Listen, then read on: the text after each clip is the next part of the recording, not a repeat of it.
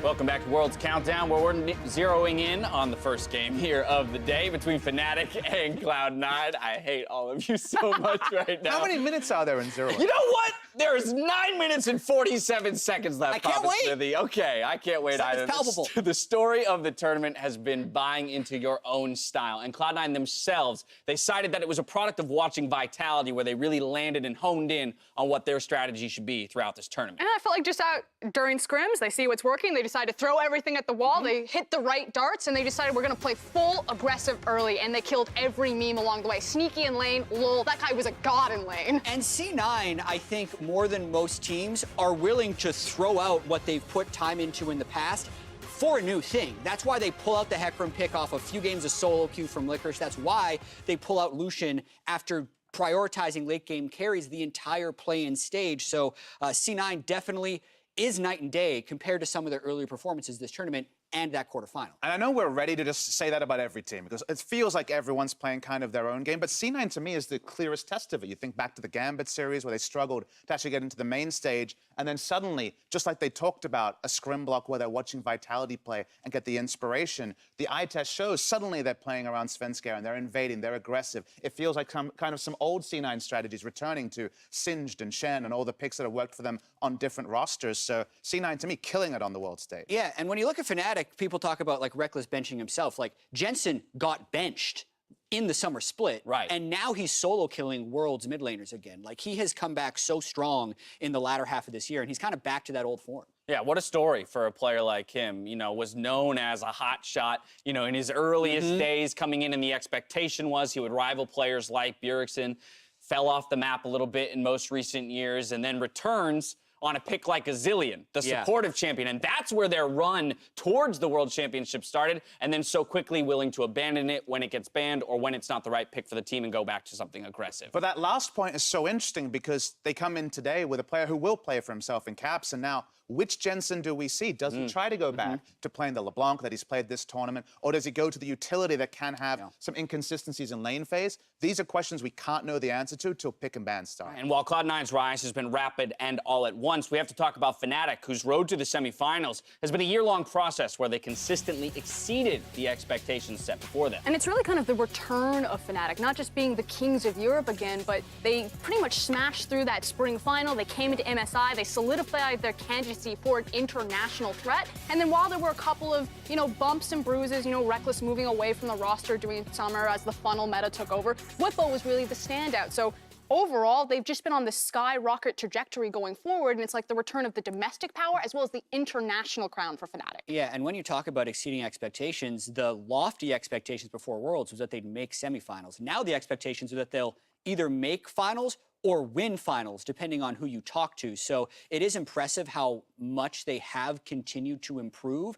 And I think I want to talk about Bwipo in the top lane as well, because that guy at MSI had played a handful of professional games and had to compete against world caliber top laners. And now I feel like he's truly holding his own in the top lane at this championship. I think Bwipo and Rekkles have had the biggest words. Like Rekkles especially is very much kind of believing in the own hype that he's generated early in the tournament. He knows what to say in the interviews. Say you're going to win Worlds. That's what people want to hear. But it's not just empty. It's just not hot air. It's not empty words. It's actually reality now that they are one of the big favorites for this tournament. Without a doubt. Now, each of these teams have made it to this semifinal with an arsenal of unique champion picks, and top lane has gone through constant evolution throughout this tournament, all the way up until the Viktor picks that we saw popping up just this last week. Yeah, and the thing is this is such a hype matchup because you have Licorice popping off in the Ornn, taking the Baron seal, you have Bwipo now solidifying himself on an international stage, and Soaz isn't even on this graphic, and when you include him, then it just gets even better. Yeah, and one of those two guys is going to end up having to break. You can't have both of them with a positive CS differential, and you can't have two forward percentages that high. Like, both of these guys have been dominant. But I love to look at the shared champion pool that we're able to put on the screen. It's not really much of a shared champion pool. Urgot is basically permaban at this point, or might not be seen.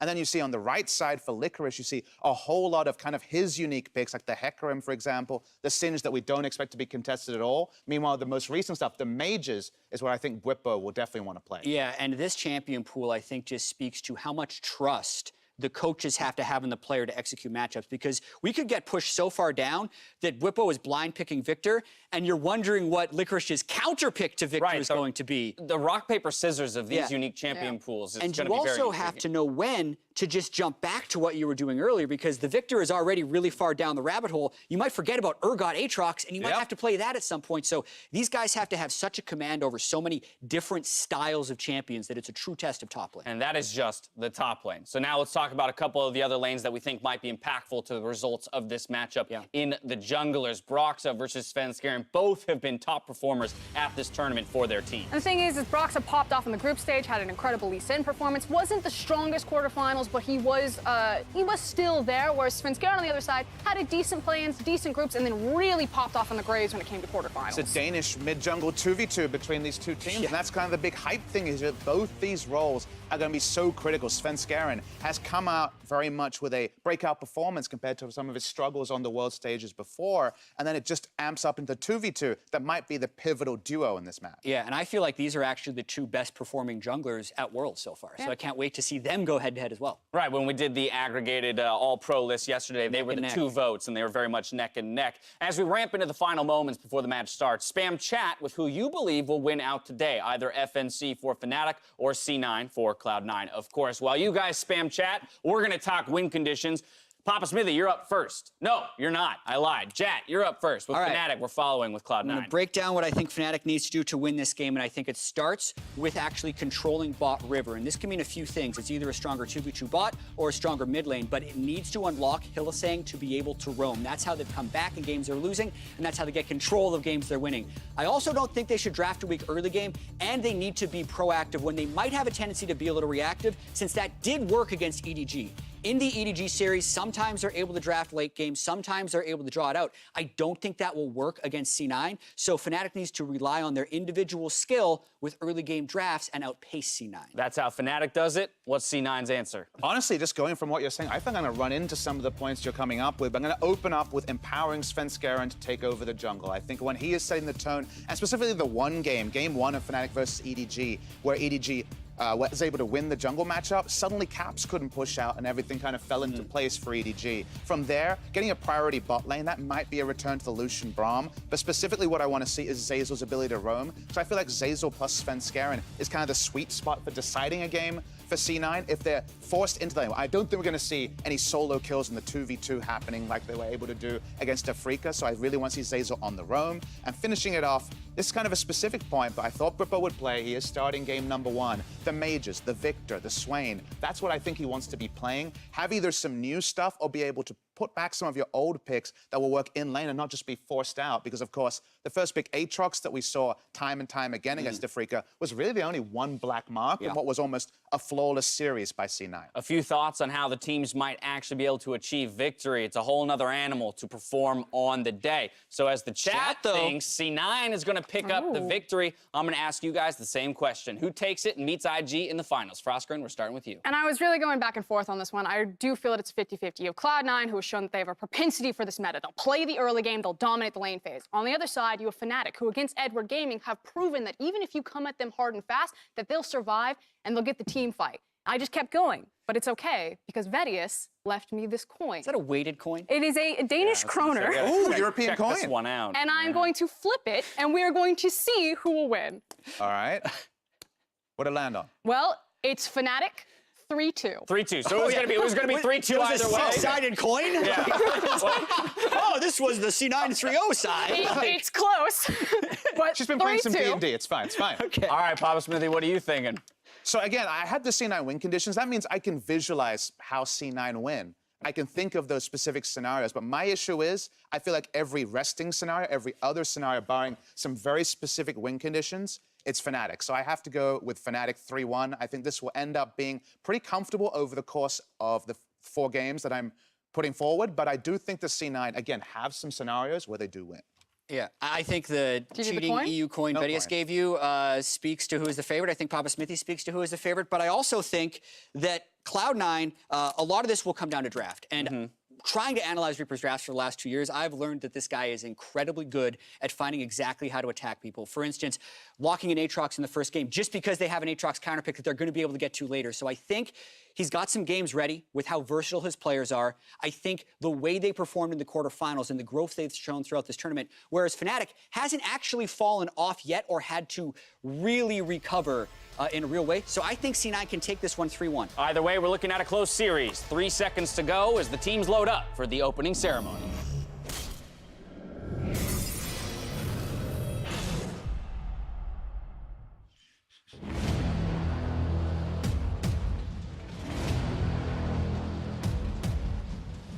전 세계 리그 오브 레전드 팬 여러분 안녕하십니까?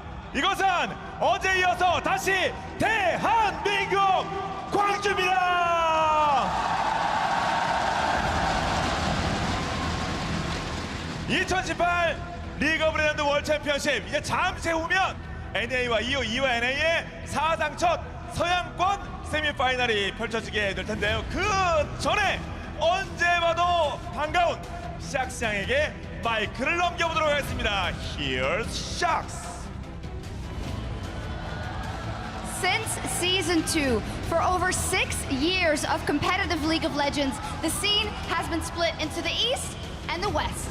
On the one side, NA and EU took stabs at each other, but on the other side, Korea would always win Worlds. Now, over the years, teams as well as fan bases traded blow for blow in terms of rift rivals, in terms of tiebreakers, in terms of imports, all in the hopes of one day proving that they were unequivocally better than their Western counterpart. But all of that bickering pales in comparison to what we have here today.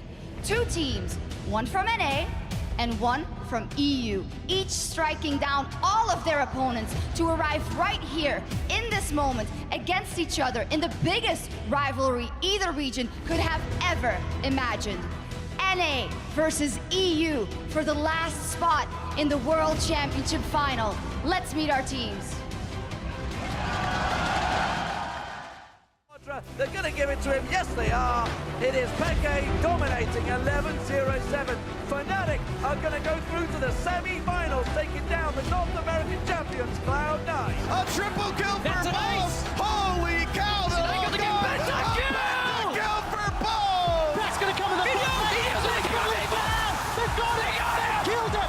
That's it! May have just done it! And one of the most amazing games I have ever seen. This could well be it! Look at him clean up the map! A 3-0 sweep! The first time in 7 years! Cloud9 in the top 4 at Worlds! 자, 여러분 다시 한번 큰 박수로 만나주시기 바랍니다. From NA LCS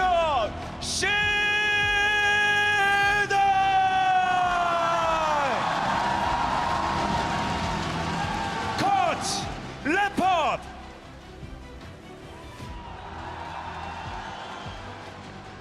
탑 리콜리스. 정글 스벤스케런. 정글 블레버. 미드 젠슨.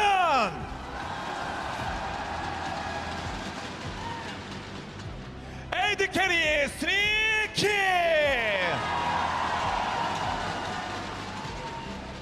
서포트 제이자.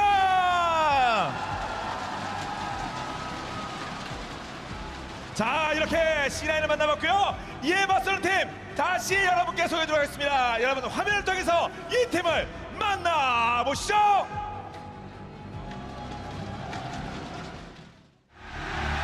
Fnatic going to win the Season 1 championship.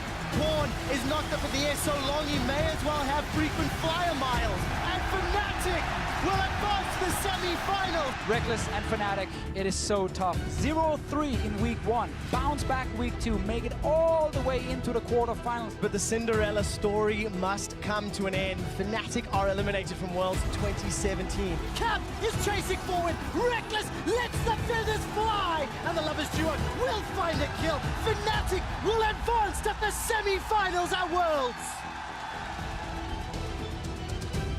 자, 여러분 역시 큰 박수로 맞추기 바랍니다. From 2 LCS Fnatic!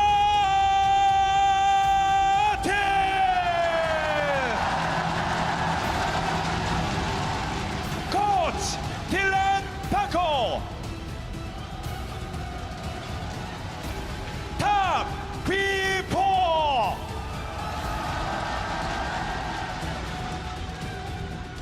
Top Soazi. 정글 Broxah.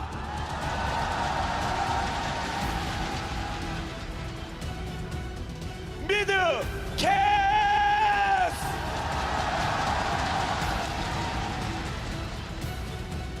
에이드 캐리 Rekkles.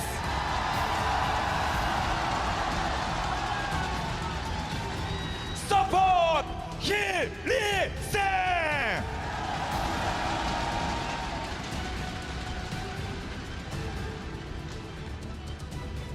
자, 이렇게 플라틱과 C9과 플라틱, 자, 두 팀을 소개해드렸습니다. 여러분, 이 두 팀이 후회 없는 승부를 펼칠 수 있도록 다시 한번 큰 응원의 박수를 부탁드립니다.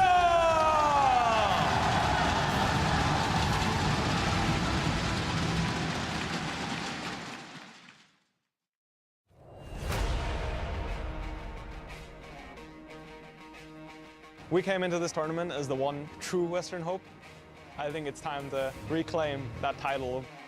And Fnatic, the last standing world favorite, will advance to face Cloud9 in the semi-finals. This is the best opportunity that NA has ever had and maybe will ever have. If there's ever a year for NA to make finals, it's this one. In quarters, I was the weak link, and I'm looking to play a lot better in semis. After what I saw Keen did to him, I'm going to have to say that I feel pretty confident that I can get pretty close to that. Scout is blown up. It's Bwipo swaying on the front line. Jensen is obviously Danish, so he has some sort of talent, I guess. Caps is a player that plays super aggressive, but he struggles to find the balance between being aggressive and being over-aggressive. I think that's the edge I have over him. We're gonna look at the mid lane now again. Kuro has flash this time, gets away from it. Ignite is there, doesn't land the chain. One more auto, that should be it with Ignite, and he takes him down. I don't think we have seen a match of EU versus NA mean this much. I really owe my region, I owe my team, I owe everyone to win this match. I want to be the first Western team to make it to the finals after Season 1. I really, really want to beat C9 so that we can be that team, and I'm sure they feel the same way. I think they're ready to come at us, and we need to be ready for them.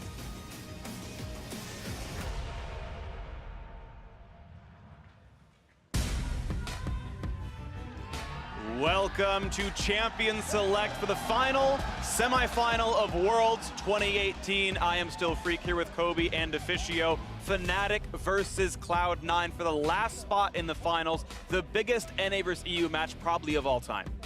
It is extremely exciting. First pick and ban phase. There were some picks on both sides we were looking at. Irelia Akali has been banned by C9 in all the quarterfinal games. It stays the same here in the semifinal. And then Zillion, Nocturne, two of the key picks for Cloud9. Something else we were looking at with Cloud9's games was the difference between group stages early on for Sneaky, and then once he started playing Lucian in the bottom lane, since we're looking at marksman picks already, that was going to be another one that did rise to the top because Lucian does something very different.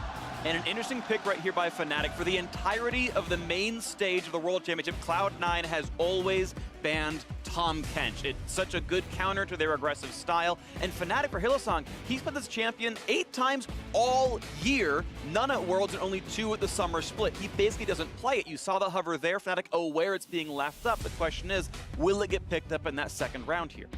Well, for now, it is a LeBlanc first pick. We saw this yesterday in Game 3 between IG and G2. It's simply saying we are so confident in our mid laner and whatever matchup we're going to get in this lane that we will be able to play around the lane, that we can just grab it early on. Plus, it just re-emphasizes what we were talking about with the mid laners and junglers in this game. There's so much importance put on these 4 players They've already invested very early on Fnatic's side into the mid lane pick, but here Cloud9 invests into the jungle pit. Zhao is the king of the early game. Let's see if we get Licin from Broxah or Rakan from Fnatic. I assume we're seeing that they were not taking away the Braum ban. Oh, Viktor coming in as well. Top lane Viktor, of course, was suddenly played a lot in quarterfinals. Bwipo also showed it. Viktor has become the star of the top lane there, and the scourge of solo queue. For many, it's so annoying to play against because of the range matchup, but this is a blind Viktor. So he doesn't know already that he's going into a tanky champion, something easy to use Kleptomancy again. He's actually confident enough here, Bwipo going against Licorice, that it's going to be blind. Yeah, I want to see if teams have spent the last couple of days finding counters to Viktor. It was banned all games yesterday, so we didn't get to see blind pick. But Licorice does have a chance to last pick. I also want to see now with Lucian being banned, what is Sneaky playing? Because Lucian Braum was the combo he used in quarters. In my experience, the best strategy so far versus Viktor has been early picks that can set up your jungler for ganking. They already have a Zhao jungle for possible early ganks. Wow. You want to try and kill Viktor before he gets the cooldown reduction and the upgrade for his Hex core, so he doesn't have the speed. Kai'Sa is up right now as a potentially premier bot lane pick right here. I'm assuming Jack's jungle ban aimed at Broxah has to be a solo queue scout or maybe scrims from earlier, because obviously we've got LeBlanc and Viktor playing solo lanes. Rekkles is famously not a mage bot player. Well, it does make a lot of sense. Jax does dodge Zhao's auto attacks, is one of the picks that is very good into it. Let's see if they give Sivir over to Fnatic. It is the normal go-to pick, and that was not really a lot of thinking from Fnatic's side. Also good against things like Lissandra, and of course it is Licin being picked last here, seeing as it wasn't banned, and the jungle had already been shown on C9. Now, top lane pick.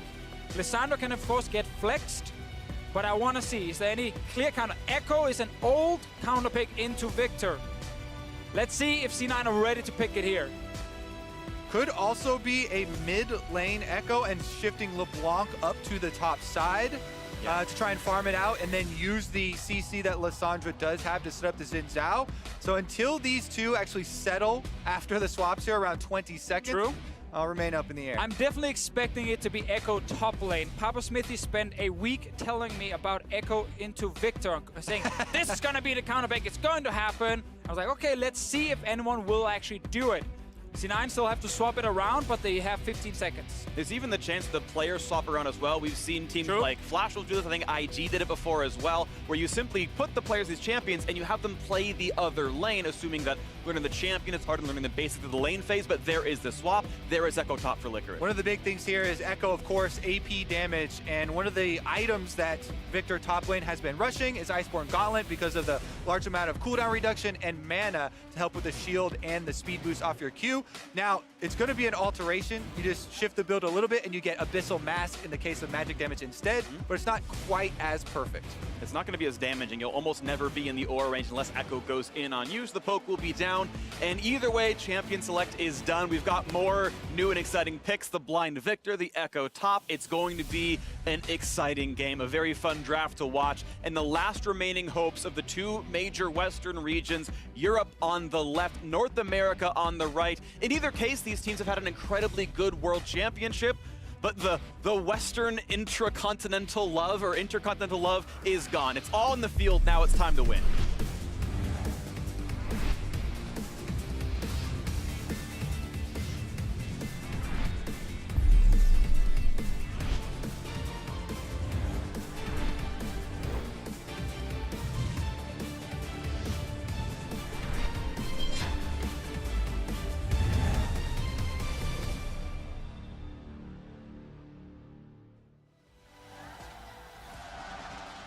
The game has begun. Welcome to Summoner's Rift. Europe versus North America, the semifinals at Worlds. The best performance either region will have had in 7 years if you can make it to the final here. So much building up to this match, and we're now in the last few seconds where you can spam the EU love NA in chat because it is about to catch on fire. I mean, one region will make it to the world final. The other region will get trash talked for a year. So a lot on the line here for both fan bases and As both is teams. tradition. Of course. Now, Ekko top lane, you already mentioned the AP damage. It obviously makes it a lot harder for the Viktor. when it comes to his itemization, because we got to see the Iceborne Gauntlet Rush when he was against things like Aatrox, and the armor was super beneficial, hard for Aatrox to kill him. Obviously not going to be the same effect against an Ekko, and there's constant threat that he can jump you with a jungler, and he can always close that gap and get onto you. Exactly, that's the key thing for me, because Viktor top actually does a lot of scaling, but we'll talk about that later because there's already an invade here that's been seen on the ward. Broxah's going to back off until his bottom lane does come.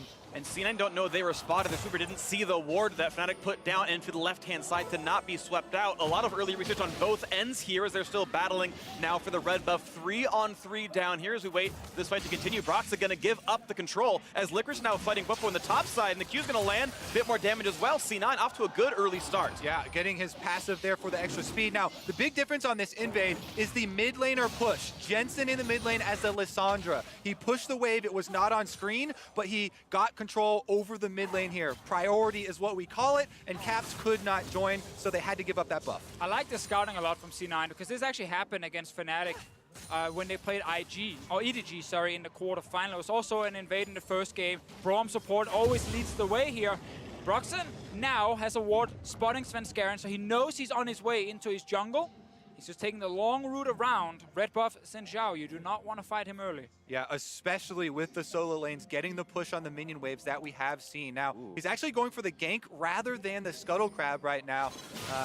Due to the positioning of Bwipo, though, calls it off and wants to get that income going already. Broxah, as you can see, has transitioned down to the bottom side already on Lee Sin, and he may just have to focus on that area as there is not a lot of vision there either. Very good early vision, however, from Fnatic on that top side. The Ghost Poro, they had a ward in the ramp that spotted Svenskeren walking into the jungle, and Bwipo had a ward in the top lane Tri-Brush that would have spotted him walk out as well. So they knew, okay, if he's not seen in any of these places, he's still either in the jungle or he's recalled. It does make it fairly easy to track the jungler, though. Here we go! Flash in, going for the chain as well. Just gonna flash, but still get ruined! Q's gonna land! And first blood goes to Broxah! Insane setup. First pick LeBlanc. He chain flashes, so there's no reaction time from Jensen. And he gets hit. Oh my god, what a setup! Great play there from Caps, and once again, that's why we put the importance on the mid-jungle duos here in this matchup. Flashing in, securing that kill, and getting the summoner spells down.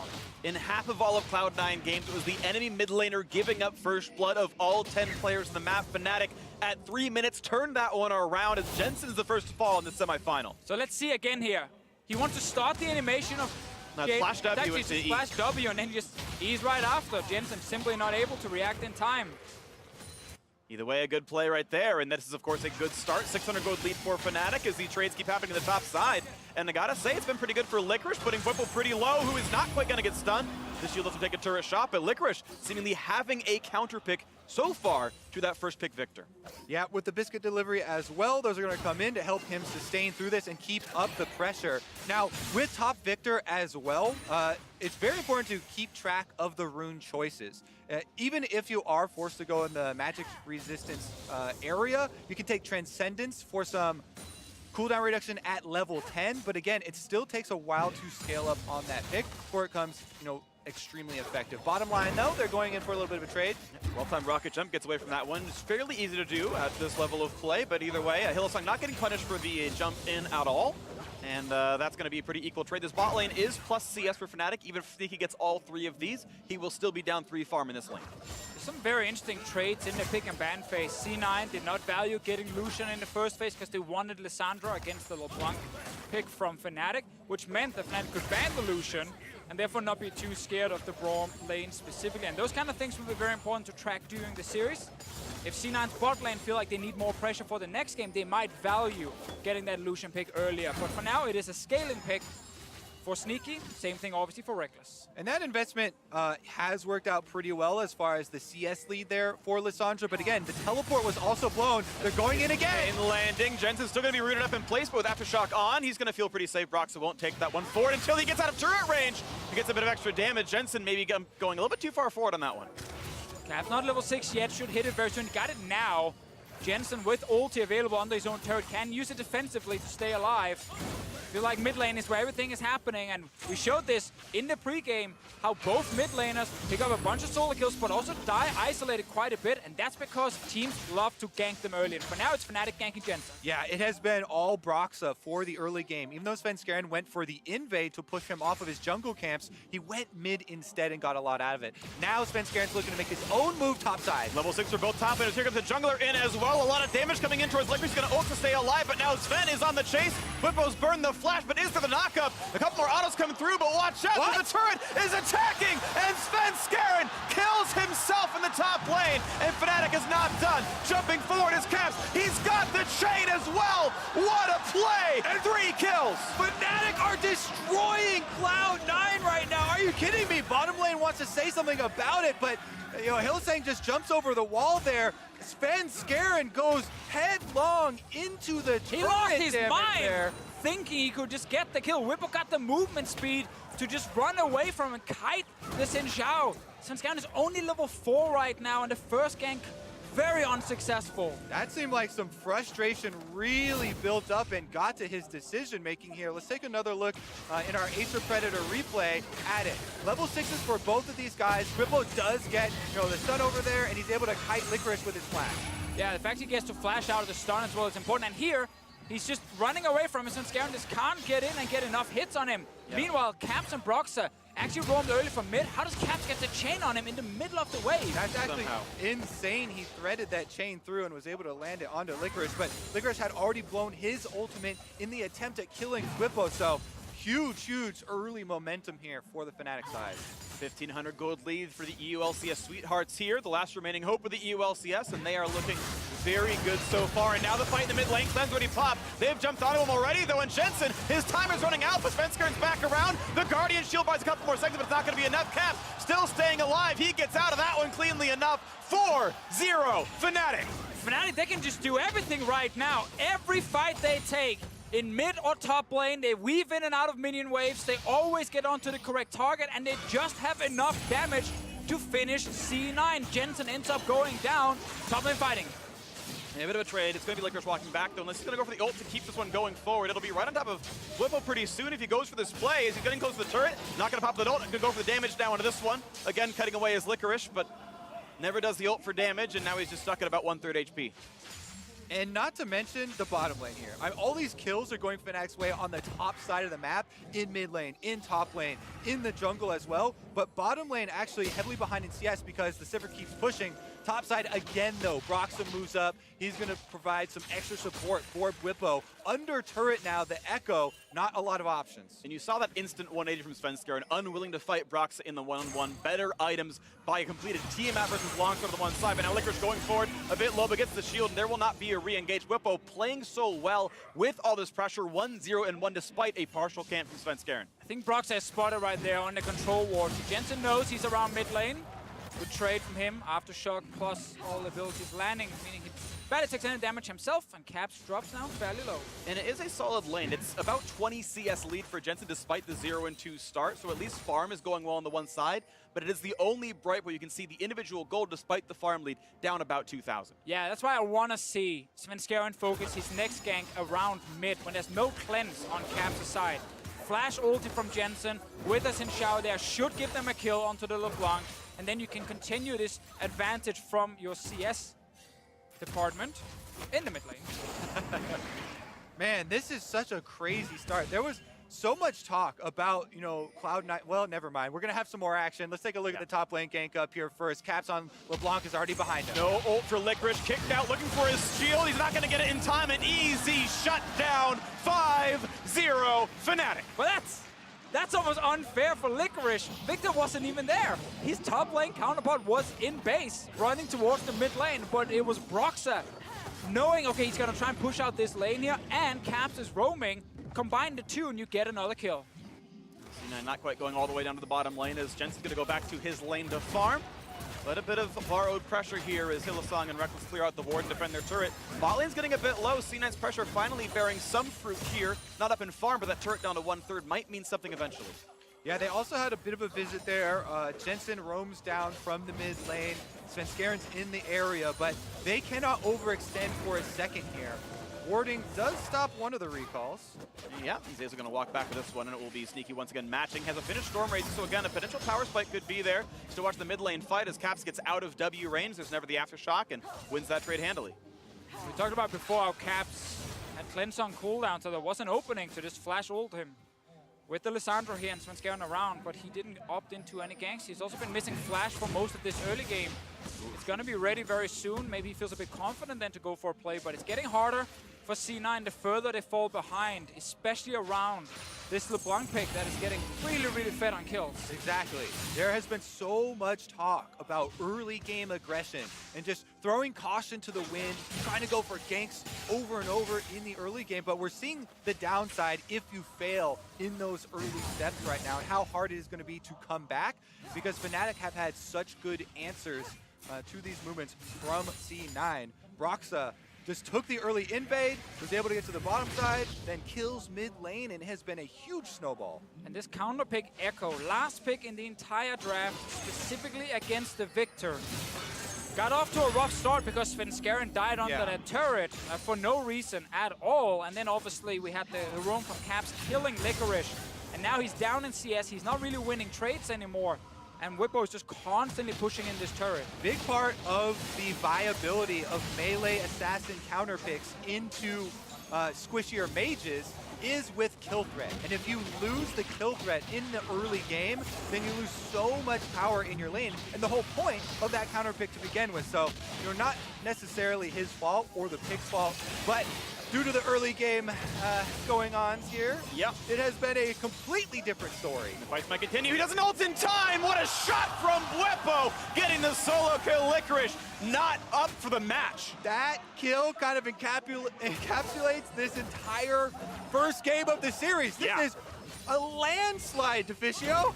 It's a perfect game so far. 13 minutes in, Cloud9 have only had mistakes so far. Hoping for their first foray into something advantageous. It's not happening yet, though.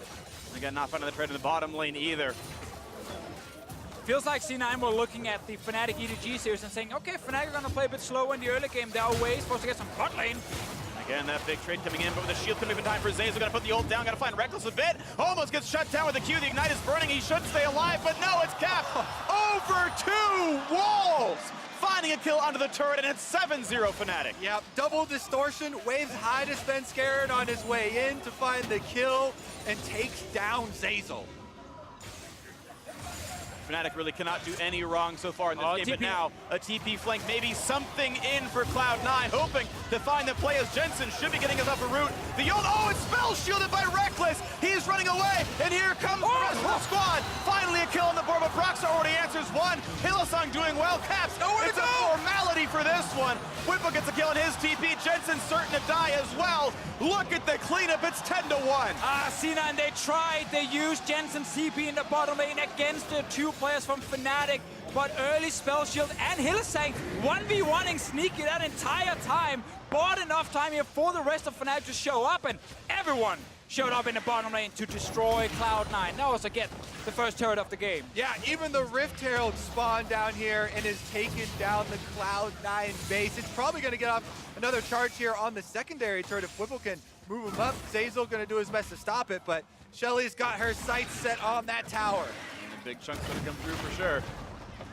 Well, it's actually insane how the Fnatic players mechanically are just executing every single skirmish. From the first gank in mid lane with the LeBlanc to the roam's top lane, now bot lane as well. Let's see the setup. Nika goes in, has to flash out because of the knockup. He doesn't want to get bursted down. Spell shield just in time, as you called right there, Freak, to block the Lissandra ulti. Broxah cannot save Rekkles, but will guarantee 1 kill, while Hylissang is still running around against Sneaky, and of course TP plus roam means everyone else will die. Yeah, they left Sneaky alone with the support. Like, you okay over there, bro? No, he's not okay. Gets taken down as well. Now they're back at it. Well, fighting maybe a 3-on-2 if they go over the wall. Squires doesn't quite find too much. Hill's going to knock down a controller, jumps over the wall, no problem there for him. And Rekkles so far has been really good at getting away from everything. Cloud9 again failing another opportunity to go for a pick, and they can't find it. But we can see very early on, 15 minutes in, C9 is saying, okay, this laning phase is now working. They start grouping as 5, looking for a pick top lane.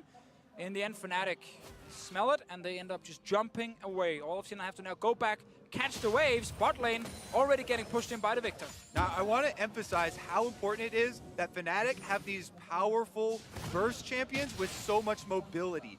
Lee Sin and LeBlanc are two of the best champions to have this much of an early game lead on, because they can get over the map to anywhere and traverse all these different walls, come at you from all these different angles. Once they have a lead like this, it is going to be a smashing.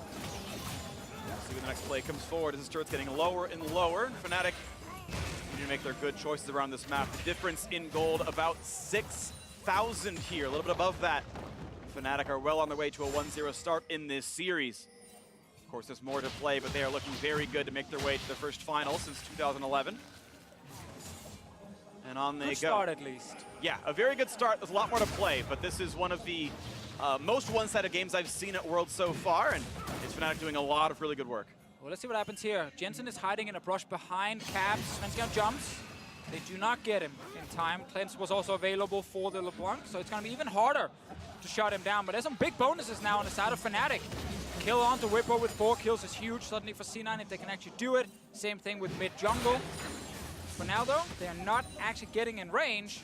Whenever C9 are trying to move out of lane to group and find that one pick, Fnatic just back off. Yeah, I mean, you just kind of go down the checklist now. It's very easy for them to move wards into the Cloud9 jungle, and very difficult for Cloud9 to actually take any of those fights, because we talked about how mobile the Fnatic carries are that have gotten a lot of these kills. There's 3 on Bwipo, or there's 4 on Bwipo, 3 on Broxah, and 3 on Caps there.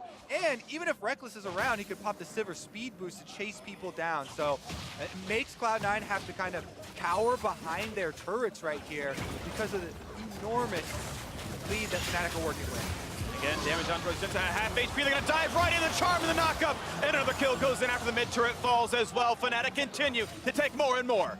And there has been also big differences in play from game to game at this tournament. Cloud9 in this game, a lot of early mistakes that we hadn't quite seen from them so for much of this stage of Worlds, yet coming right now, it's just all crashing down at the same time. I definitely agree that Svenskeren play top lane was a mistake. I think a lot of the other situations, Fnatic just managed to get really good, attacks towards them, like in through minion waves, the flash forward from Caps in mid, like things like that. I think C9 were just not ready for in the moment. Was to me a great setup. For sure, big outplays on Svenskeren's, however, that one, no clue. Big outplays though, especially the LeBlanc that you're talking about. Caps was down in CS, yet he continues to look for these plays to set up, going for the kills, and securing the extra control that way. And I want to talk about something you said before here, Kobe, with the lead now from Fnatic and getting deep vision. In this meta, especially without Tracker's Knife, most of the defensive wards teams are trying to place in the early game in their own jungle are going to be like control wards just around the entrance. But you can always see them, so Fnatic, when they walk in, can just kill the C9 control wards, place their own, which then will also deny the limited amount of normal wards C9 can place. And it gets really easy right now to just get full control of a jungle side and keep that control, because you deny full vision from the enemy team, and they don't have enough wards to keep putting them in to see what's going on. They have to constantly recall with the support then, and it's one of the reasons the game is very snowballing and very fast. So once Fnatic get back to pushing the lanes, they can look for that setup. And I give so much credit to Broxah for this. As the Lee Sin, choosing to get the LeBlanc some free time by ganking mid, getting the kills mid, means that then you unlock Caps to go roam up to the top side and take over that matchup. So it really does have this big chain effect. We're in a fight again. Yeah, as they look forward, Brock's going to jump into a ward and get away. Several helping him run back a little bit. Here comes the charm, the double knockup. They're going to find one already as Zeyzal, and the jungler is gone. 2-0 Fnatic. They're re-engaged, looking for Hylissang. They might jump him down, and they will. 1 up for C9, but another trade. Great kick for Broxah, as he is unstoppable now in the jungle. 14 to do, and Fnatic will be satisfied with the 3 kills. Baron is on the menu. 20 minutes in, they're starting it. Sneaky's fairly low, trying to duel the red buff. Jensen is around, no ulti on his side. 4 members from Fnatic alive here. Try and force Jensen away. He's already getting a little bit low as well. The ult's coming across the jump towards Sneaky. Semifinals keeps him alive, but how can the steal really happen? We've seen crazier ones, but it seems unlikely. Broxah's been on point all game. He's got Smite again. They try to stop down Jensen. Forced farther and farther away. He's no longer in range. The Baron picked up a 20-40, and it's an 11,000 gold lead, plus a kill to add insult to injury. I mean, 20-minute Baron picked up is kind of what we expected with the direction this game was going, but Caps isn't even satisfied with that. That's a good flash at least, though. They might get the trade. He's Clone actually blocks the Q. Broxah's here as well. A shutdown at least is picked up, and there's someone on the other side. So a couple of glimmers of hope for C9. They need a lot more than a glimmer, but they will keep chasing down Broxah. There's the ward hop. Q's gonna slow. And ult is gonna be traded for a flash, and it's just the single kill at the end of it all. Mid lane is getting pushed by Fnatic right now. They took down the turret. C9, they get the kill and a massive shutdown onto Caps. But that was basically it. Fnatic have played this early game close to perfect. And a 20-minute Baron after winning a fight is the best you can hope for when you're trying to snowball the game. 12,000 gold at 21 minutes. And we can again watch this fight. It's a 3-for-1 overall. Really good plays out of everyone on Fnatic here. So C9, they know that Licorice is moving from bot and he will be here first, so that's why they were looking for a fight initially. But they engage, plus the goal lead from Fnatic is huge. And now, I want you to look at Broxah versus Licorice. Because Licorice, he wants to ult away, but Broxah times his kick just when he knows Licorice is about to ult, so he can't actually do it because he's flying in that animation with the kick from Lee Sin, and that's how he gets the execute onto him. Perfect timing from Broxah means the Licorice dies. And that has been the story of the game. Just constant outplays here from Fnatic. Definitely setting a worrying trend here for Cloud9 as the series just opening up. But a minute and 47 with the Baron buff. Cloud9 now going mid for Bwipo. Gonna try to find him, but of course his flash is still up because Fnatic have been fighting with such an advantage. Their summoners are up after the fact. Not a problem for him, and meanwhile top is being pushed. So an attempt by C9, one jab, but the counter punch so much better. Fnatic grab even more of the base. 13,000 now the lead. Inhibitor, turret under fire, under 23 minutes. Attacking now. And I should be able to take this one quickly, but C9 are looking for potential engage. Last hope for them is just to fight. There's no way you can actually stall out this game. You have to try and take a crazy team fight. But Fnatic, they are in full control. They've been playing so well in this first game, and they'll take the first in here. Fnatic on point. Inhibitor gonna be given up, and a Sivir ult to rotate a bit faster just in case there's something else they want to do. Shenanigans for Bwipo. Jumping forward, putting the stun field down. They got mini wave in the mid as well. Ult committed on top of that one. And the charm forward, but Hylissang knocked back, finds the knockup though. No kills just yet. C9 gonna lose more of their base. Fnatic pop ults and then disengage cleanly. Fnatic making such quick work of the Cloud9 base. They saw the IG games yesterday and decided to take that challenge of how quick they can finish this one up. This first game, however, will probably shape the first pick meta of this series. LeBlanc first pick, that's the lane Fnatic ganked early game. That's the lane that roamed to top lane as well and picked up a kill in Licorice. Roam bot lane after. C9 will have side selection in the next game. There's a high chance they can go blue, try and do the exact same thing. Of course, execution is the important one, but seeing this already in game one, that first pick mage just take over the game completely, it's gonna be important for the next few. The pick was big, but the pick didn't really take over the game. It's so much more about the playmaking and the Lissandra getting in there, that's what it gives you, man. That's what it gives you. Best mid laner to set up ganks in the early game is LeBlanc. Might be the case. We'll see if that gets contested in the next 2 games or maybe more, based on if C9 can make a comeback happen in this series. Fnatic so far looking the better on the day. There's the jump forward, looking for the stuns and knock up on a one, but it's a hard target to kill.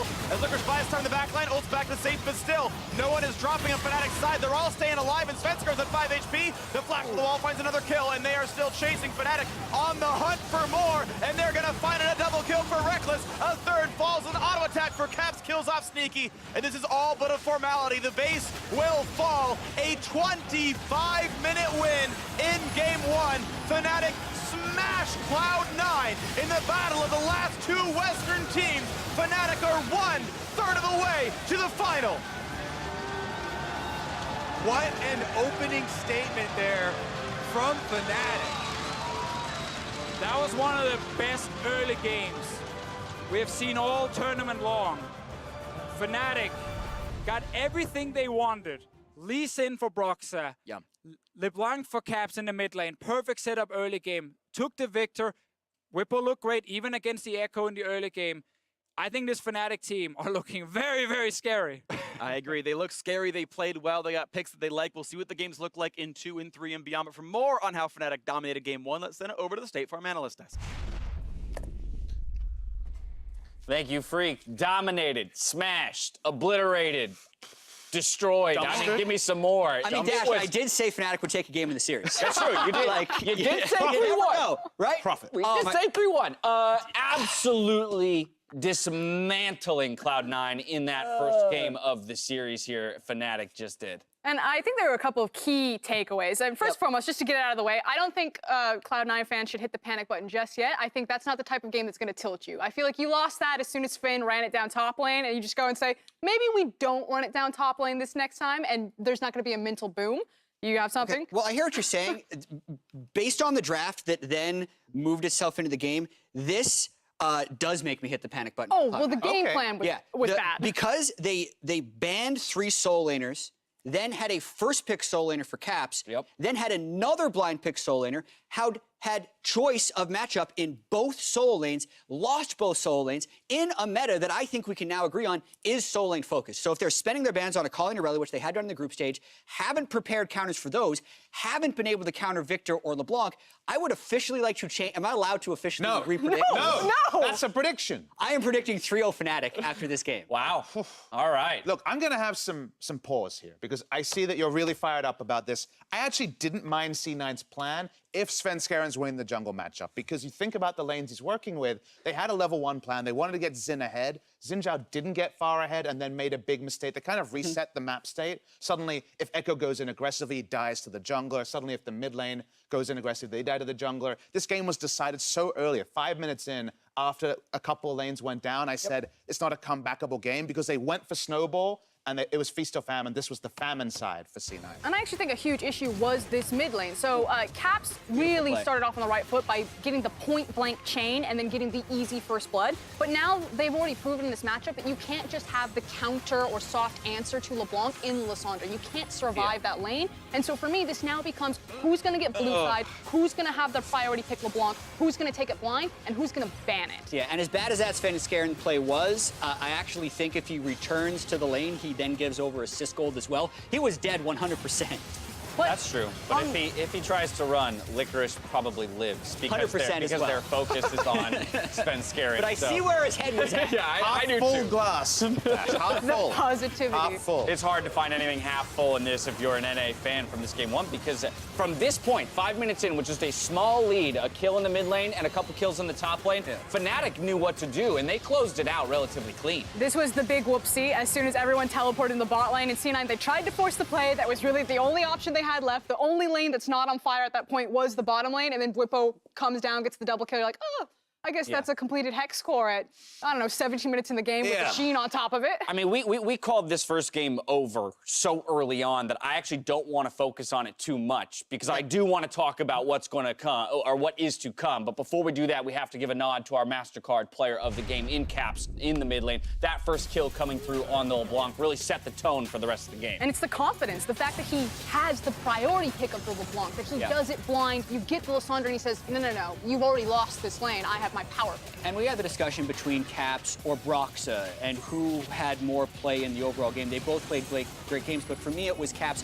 getting the chain to set up some of the first games, so it was more impressive. And you zoom out, right? The thing is, this is a containment matchup for the Lissandra, especially after 6, because the enemy champion has a lot of burst. You have the ability to negate that burst with your self-ult.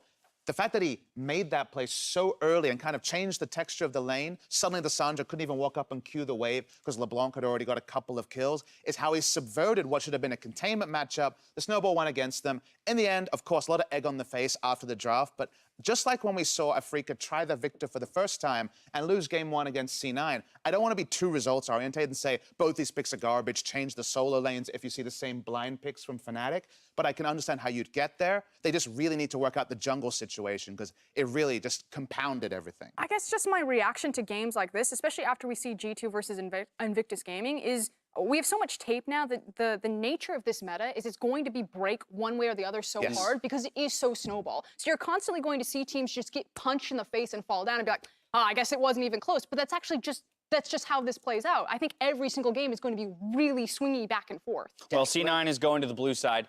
No substitutions. So, Jat, you took issue with some of the drafting here from Cloud9. If they swap to blue side with that kind of control over priority, what do you think they should jump at? I think the first pick LeBlanc is super smart by Fnatic. I think that was massive. I think Jensen's also good LeBlanc. So if it's up, I think they should take it. I also think the Aatrox Akali Aurelia ban, I don't know how good their counters to Akali or Aurelia are, or if they're willing to pilot them because they haven't shown that. But I think the Aatrox ban is useless because we've actually seen 4 champions that work well into it now. Yeah. Poppy, Jace, Viktor, and Hecarim. So just please don't ban it. Be ready for a counter pick and give yourself some flexibility for C9. Here's my panic button. If they get on blue side, and just like previous rounds, they have to ban Aurelia Akali on blue side, which of course is where you want to first pick one and be able to flex it around. The fact that they haven't mastered those champions in the few days off, that's where you get really concerned. Because if you have to ban them on red and have to ban them on blue, emergent strategies will come out that you want to address, but you won't have the bans to do so. That's where maybe pick and ban gets away from C9. Now, what does Fnatic do to kind of keep this success rolling as they move to the red side? Well, if they show that they can give away the LeBlanc, if it continues to be a priority pick and then they can break the matchup, then suddenly they've won the skill matchup, if you will, and it's now kind of like a ready check. If Cloud9, do you just have to now ban it, or is this going to be a constant competition to get on blue side just to deny pick it away from caps? Exactly. I think Fnatic continues with the Zillion of the Nocturne ban, and then they just stack as many power picks as they can early on red side. All right, well, there you have it. Some thoughts from the analysts ahead of Game 2. Fnatic came out swinging in Game 1. We'll see if Cloud9 can shake it off and fight back in our second game. Pick up game.